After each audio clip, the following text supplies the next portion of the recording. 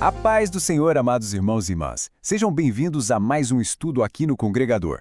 Hoje, vamos mergulhar numa passagem fascinante nas Escrituras. Imaginem só, o que acontece quando uma maldição, planejada nos mínimos detalhes, paga com uma fortuna, se transforma exatamente no seu contrário. É a história de Balaão, lá no livro de Números, uma história poderosa sobre o confronto entre a vontade do homem e a soberania de Deus.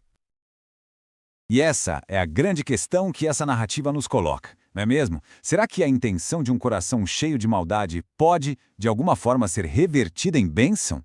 É o que vamos descobrir ao analisar esse confronto entre o rei Balaque e o profeta Balaão, uma história que nos ensina muito sobre como a vontade humana se choca com o destino traçado por Deus. Pois bem, a nossa história começa com um cenário que a gente conhece bem. Um rei poderoso, mas que está, na verdade, apavorado. Ele vê a multidão de israelitas se aproximando de suas terras e, em vez de confiar em exércitos, ele busca uma solução, digamos, espiritual. E aqui, meus irmãos, está o centro de todo o conflito. De um lado temos o rei Balaque. A motivação dele? Medo. Ele quer usar seu poder, seu dinheiro, para comprar uma maldição e se sentir seguro. Do outro lado, o profeta Balaão. Ele até aceita o chamado do rei, mas ele tem um limite, uma restrição divina. Ele só pode falar as palavras que Deus colocar em sua boca. Percebem? A tensão já está estabelecida desde o começo. E olhem só o empenho de Balaque. Ele não mede esforços. Não é um pedido simples. É um ritual grandioso, com 7 altares, 7 novilhos, 7 carneiros. Ele acredita que com todo esse aparato, com toda essa cerimônia, ele vai conseguir dobrar a vontade do céu para servir aos seus próprios interesses na terra. Então, com tudo preparado, os sacrifícios feitos, Balaque leva Balaão a um lugar estratégico, um monte com vista para todo o acampamento de Israel. A expectativa no ar é palpável. Ele está pronto para ouvir as palavras de maldição que tanto deseja. Lá do alto, olhando para o povo de Deus lá embaixo, a ordem do rei é simples, é direta, é urgente. Amaldiçoa-os para mim daqui! Balaque está certo de que a vitória está a um passo. Mas, ele mal sabia o que estava por vir. E nesse momento, irmãos, acontece o impossível.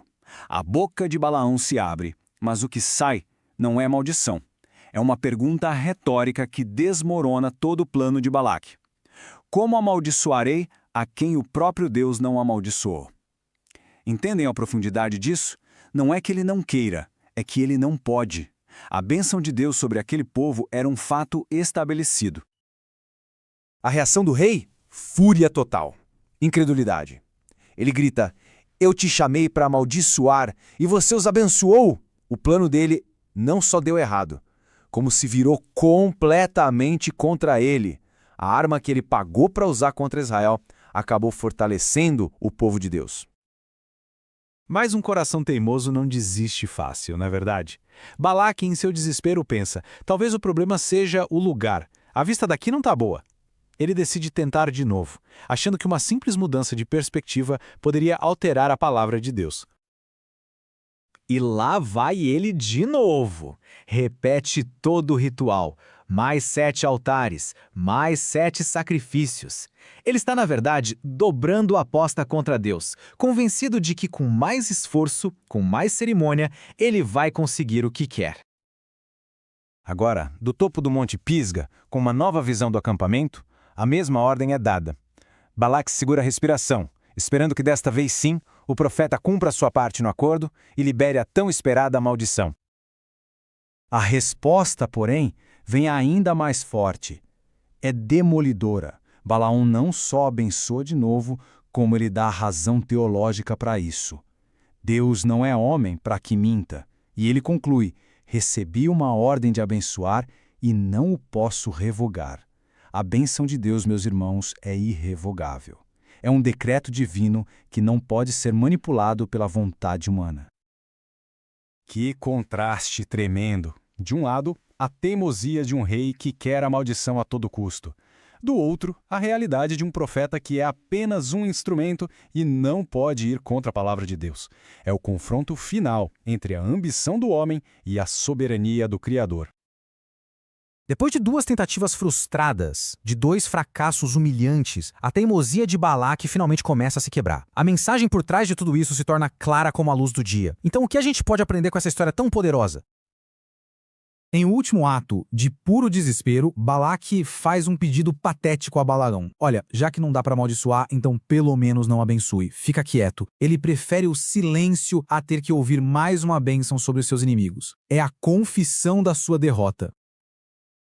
Então, o que essa saga nos ensina? Primeiro e mais importante, a soberania do plano de Deus.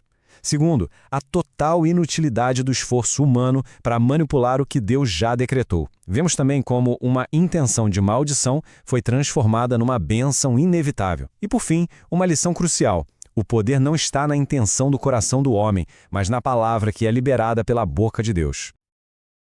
E isso nos deixa com uma reflexão para a nossa própria vida. O que acontece quando os nossos planos, as nossas vontades, batem de frente com a vontade soberana de Deus? Essa história nos mostra que, no fim das contas, a bênção de Deus prevalece, revelando que é uma força muito maior governando todas as coisas. Que possamos confiar nessa força.